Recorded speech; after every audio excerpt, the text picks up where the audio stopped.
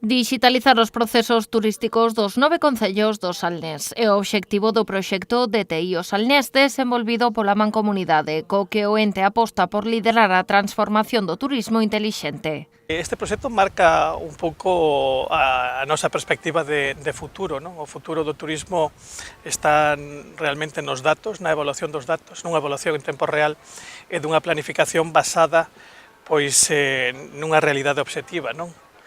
O Salnés a día de hoxe é unha das comarcas turísticas máis importantes do norte de España.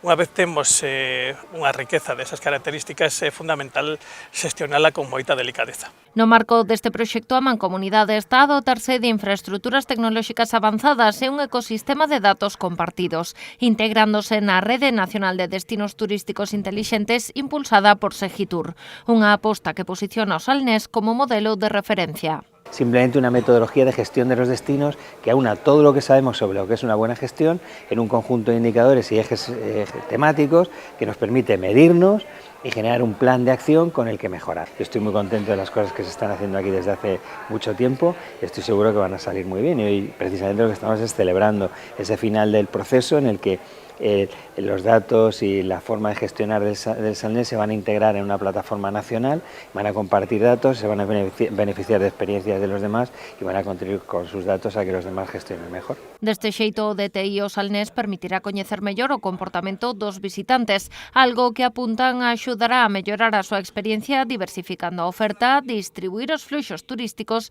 e xestionar de maneira máis sustentable os recursos estratéxicos como a auga. O ter información o que nos axuda é a planificar esos fluxos turísticos que temos en determinados días do mes, en determinadas datas, e o que fai é permitir ao sector turístico anticiparse para que a programación nas estadías, nos restaurantes ou na visita a monumentos poida ser máis eficaz todavía. O proxecto desenvolveuse cunha chega de 1,18 millóns de euros de fondos europeos dirixida á implantación de infraestructuras tecnolóxicas.